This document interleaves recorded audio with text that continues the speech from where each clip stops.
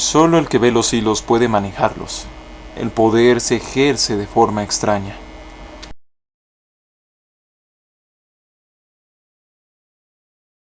Este video es una segunda parte. Aún así puedes disfrutarlo independientemente. Sin embargo, sería preferible que tuvieras todo el contexto de la primera parte, pues lo que viene en la tercera parte será de carácter bastante avanzado. La única forma eficiente que he conocido para defenderse de la manipulación es saber manipular, como si de artes marciales se tratara. Para defenderse en una pelea, uno ha de tener conocimientos de alguna forma de defensa personal y también práctica. Hoy la manipulación aún se mantiene al margen de diversos estudios cuantificados y vectorizados sobre el comportamiento humano, esto debido a su gran complejidad. Comencemos pues con las primeras técnicas y sus explicaciones y consecuencias. Dilema de responsabilidad. El poder conlleva responsabilidad y viceversa, pero no todos saben cómo lidiar con el poder. Otros más lo saben, pero no realizan que su posición privilegiada es vulnerable y deseada por otros. La técnica es verbal.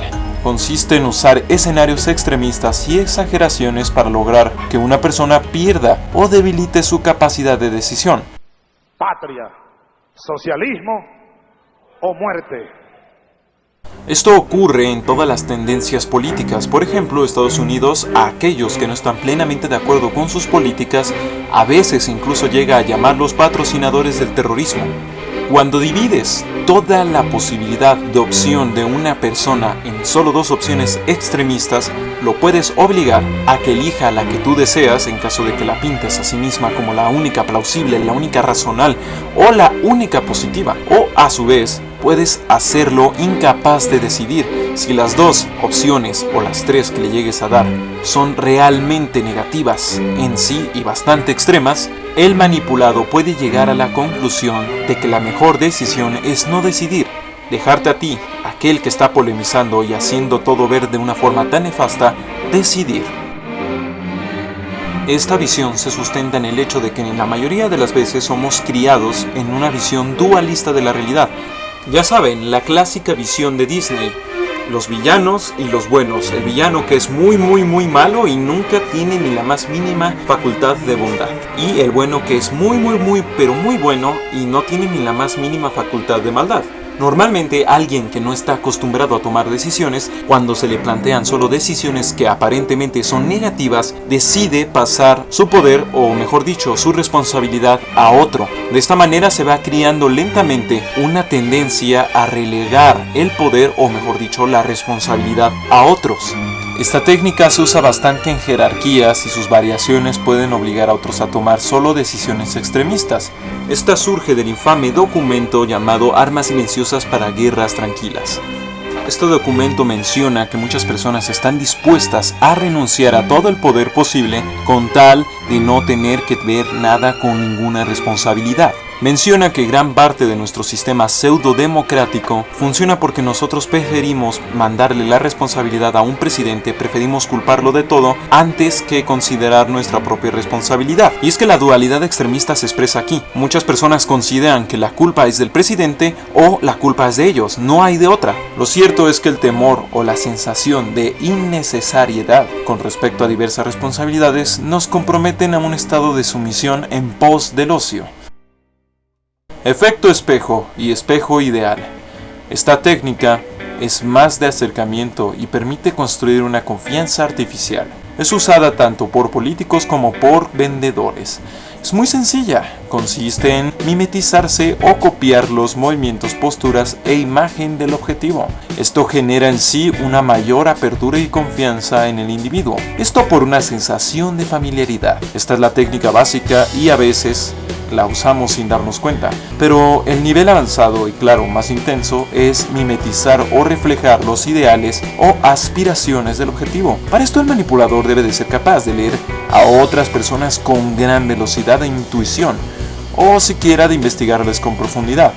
Algunas personas a veces pierden su capacidad de razonar ante algunos reflejos idealistas, esto por su anhelo de reflejarse a sí mismos o mimetizar a su ideal. Si el manipulador lo ha hecho bien, Las personas pueden llegar a seguirlo de manera casi fanática, al ser una reminiscencia de sus ideales en el mundo real. No es un secreto que muchos sujetos han logrado que sus seguidores hagan cualquier tipo de locura cuando han sido capaces de mimetizarse o incluso de fundirse en el ideario colectivo con símbolos religiosos, intelectuales o hasta históricos. De hecho, muchas estrategias políticas se basan en obtener legitimidad a través de relacionarse con símbolos históricos. Las técnicas que se acaban de mencionar son solo dos de muchas existentes, pero sirven para mostrar lo siguiente: entre más predecibles, más fácilmente somos manipulables. Eres predecible cuando hay demasiada información de ti y de tu comportamiento. Son nuestros sueños e ideales los que más fácilmente sirven para manipularnos, pues estábamos educados en una sociedad del espectáculo para perseguir fantasías o sueños como razón de vida. Todo lo que no quieres aceptar o todo lo que rechazas te condiciona, ya sean miedos, debilidades, fallos en la ideología que defiendes, contradicciones, sentimientos, etc. Ya sea cegándote a posibilidades o invalidándote ante todo tipo de situaciones. Estas técnicas funcionan sobre niveles básicos de comportamiento, y sí, pueden ser potentes, pero solo por su uso repetido y o magistral. Lo que vienen son de otro nivel, y por tanto requieren de comprender y de ver cosas menos sencillas.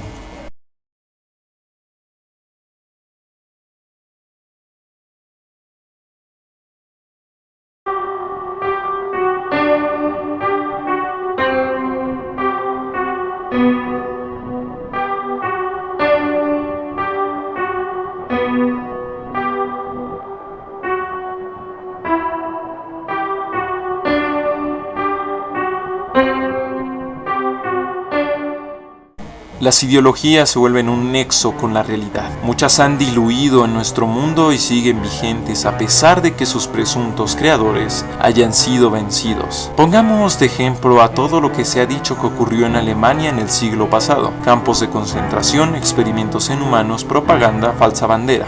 Todo esto pasó también en otros países supuestamente antagónicos. ¿Por qué?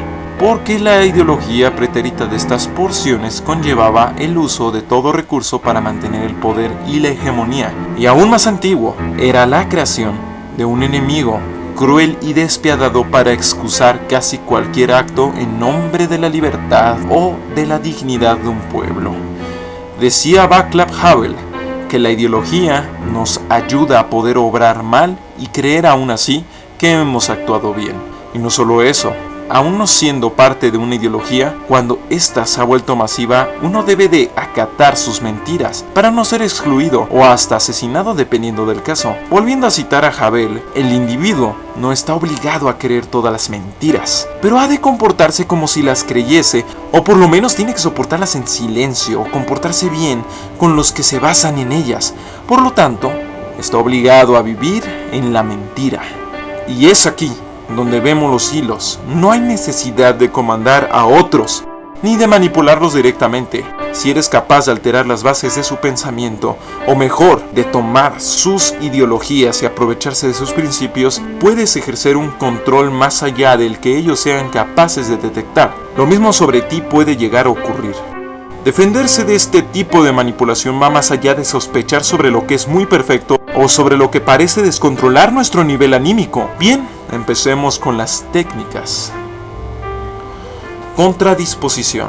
Nivel, grupo, mundial.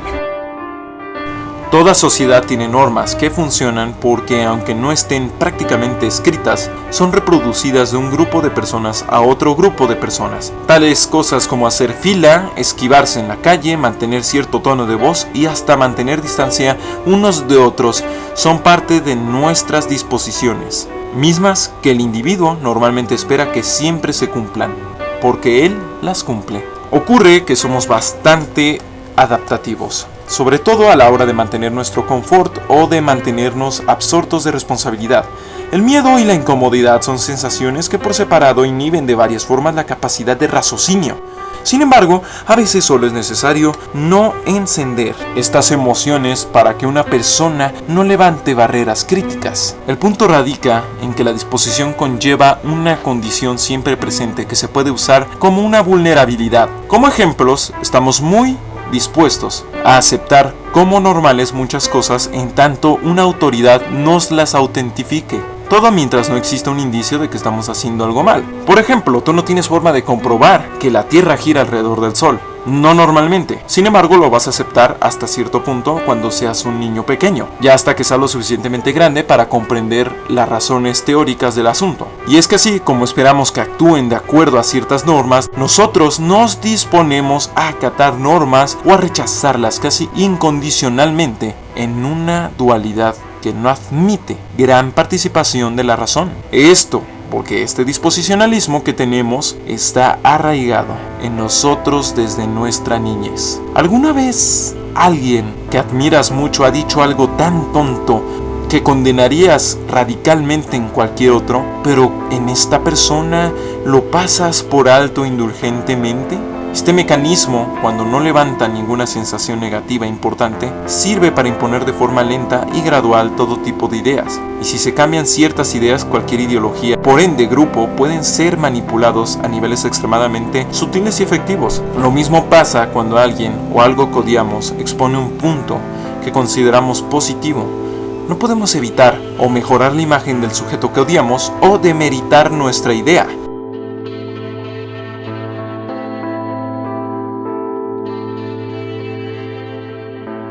De esta manera se puede ir avanzando lentamente en un control ideológico. Esta técnica surge de la etnometodología de Harold Garfinkel en concordancia con los experimentos Milgram y Zimbardo, además de los actos burocráticos de los campos de concentración. La siguiente técnica es también de rango mundial, pero también personal. Abstracción, reformulación. La abstracción es la capacidad de sacar a un objeto de su contexto y analizarlo bajo diversos tipos de examen y criterios, ya sean poéticos, filosóficos, estéticos y demás. A efectos de comportamiento es un ejercicio de duda y requiere de la capacidad de generar conexiones entre ideas y conceptos. Esto puede cambiar el significado de los conceptos a través de la reformulación, que es el reemplazo o cambio de prioridad de los componentes de una idea integrada por varias ideas. Esto se logra a través del cuestionamiento o de la deconstrucción, acto bastante popular en esta era semimoderna. Deconstruir suele conllevar una postura crítica y realista de conceptos como el héroe, la vida, el tiempo y otras cosas más. ¿Te preguntas por qué hay un abismo entre los héroes de ficción clásica y los héroes más contemporáneos? Justo por la deconstrucción. Alan Moore es un maestro de este acto a la hora de guionizar y usaré de ejemplo su proceder por si aún no es suficientemente claro todo esto. Moore destroza a los superhéroes de los cómics al pensar que no son más que un montón de locos vestidos con trajes ajustados que recuerdan fetiches sexuales variopintos, justificando que sus peleas entre ellos salvan vidas, cuando suelen ser los causantes de la desgracia de miles. ¿Cómo se puede usar esto para manipular?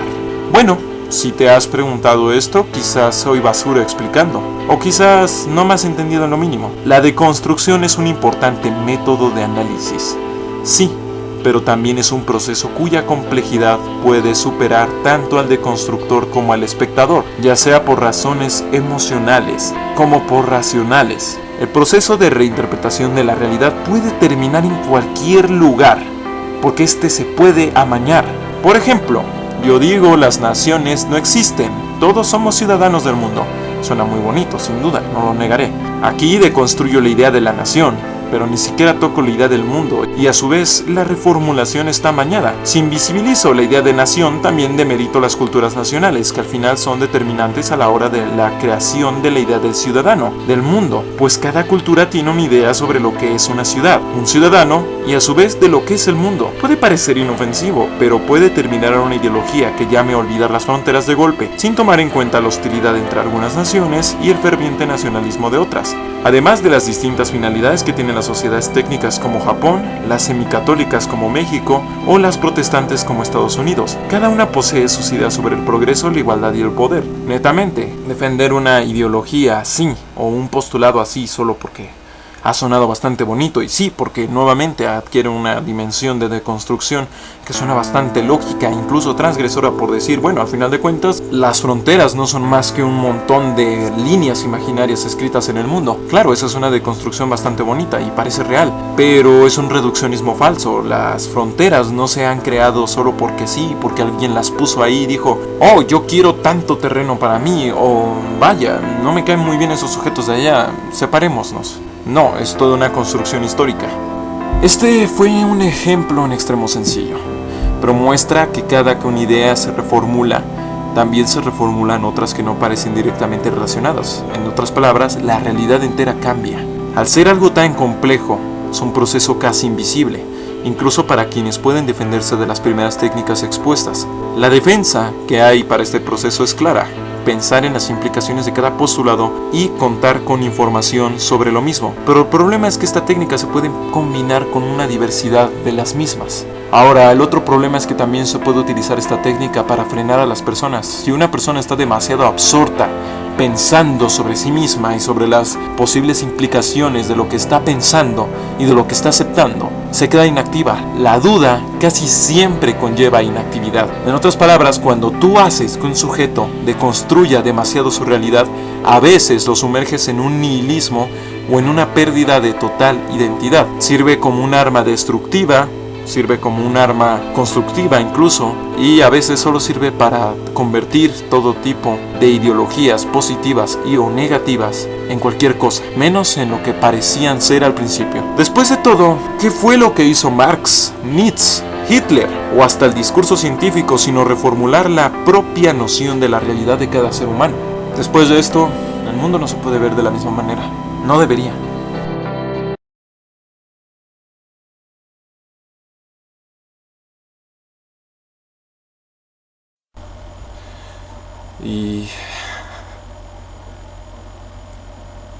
Y ya está. Eso es básicamente el principio. Eso es parte de lo básico. Como decía, lo más importante a la hora de la manipulación y todo ese tipo de situaciones era poder ver los hilos. Y los hilos, al final de cuentas, terminan siendo todo el sistema, todas las formas en las cuales el individuo considera toda su realidad, en la cual la procesa. Las mayores formas de manipulación surgen de las emociones, pero las más potentes y por tanto las más importantes surgen de la razón, porque la razón también es falible. Es muy fácil hacer que la razón decaiga por sus propios medios. Esta parte se llama diseño sutil, porque justamente no nos damos cuenta que nosotros somos algunas veces como un líquido, que nos amoldamos a un recipiente previamente editado, y que a veces nuestros intentos por no ser controlados o manipulados es como el intento de un pobre líquido al entrar en un vaso de no tomar la forma de un vaso. En otras palabras, no se puede evitar la manipulación cuando te enfrentas a un diseño, y a un diseño en el cual estás obligado a entrar. Este es uno de los videos más largos que he hecho, sin duda. Creo que ha representado todo un reto, y pues me gustaría ya lanzar el Patreon, solo que por cuestiones temporales no le pude hacer la configuración. Sin embargo, pues ya tendré todos los datos en el siguiente video para todo aquel que desee apoyar a este canal. El punto es que lo que vieron hasta ahora en este video no fue de hecho ni lo más complejo. Para comprender plenamente todo esto que les estoy mencionando sobre el diseño, hay que pensar que a veces no somos más que un líquido pasando a través de una tubería, y que a las direcciones que tomamos están predefinidas. Podría dar un ejemplo rápido ahora mismo y de hecho pues suena bastante fácil. Por ejemplo, muchos de verdad creen que van a morir ricos y hacen todo lo que pueden por intentar morir ricos. Pero solo hace falta ver las estadísticas para saber que año con año hay menos ricos y más pobres. En otras palabras, el sistema no está diseñado para que todos nos volvamos ricos. De hecho, es imposible, no hay lógica en creer que todos nos vamos a volver ricos. De cualquier manera, como mencionaba en el tercer video, me plantearía cosas muy avanzadas. En todo caso, no sé si se vaya a hacer, todo depende de ustedes. Todo depende del recibimiento que tenga este video. Y también depende sobre el apoyo que pueda llegar a tener. Ahora, muchas de estas técnicas surgen del estudio de los patrones, surgen de la comprensión de cuestiones sociales, políticas, psicológicas. Cualquiera, ya lo había dicho en el video pasado, puede generar una técnica de manipulación. Cualquiera, con el estudio suficiente, puede simplemente terminar creando una forma de vulnerar el sistema que es la mente, incluso inspirándose en formas de vulnerar sistemas informáticos. Por eso lo decía, solo aquel que ve los hilos puede moverlos. A veces alguien por pura chiripa puede terminar moviendo un gatillo, trigger, ¿cierto? Puede terminar moviendo un gatillo y terminar teniendo un efecto deseado. No significa que siempre pueda ocurrir por chiripa. La situación es que hay mucha gente que se dedica a estudiar esto, a encontrar formas, no de manipular, sino de trozar cualquier sistema, de aprovecharse de cualquier sistema, ya sea legal, tecnológico, humano, fiscal. Comprendan algo. ¿Crees que alguien en algún momento, en algún lugar puede buscar ser poderoso? ¿Y crees que alguien en algún momento que quiera ser poderoso pueda decir, oye, las reglas no me importan? Bueno, si crees que eso puede llegar a ocurrir en este mundo, entonces también deberías de considerar bastante plausible la idea de que hay allá afuera gente haciendo todo tipo de cosas, quizás aterradoras, quizás extremistas, por obtener mucho poder. Me llaman esquizofrenia, la realidad es frágil. Como siempre, pues muchas gracias por todo y si quieren apoyarme, pues espero que cuando abra el Patreon pues me secunden y también bueno, pues compartan el video, ¿no? Hasta pronto y gracias.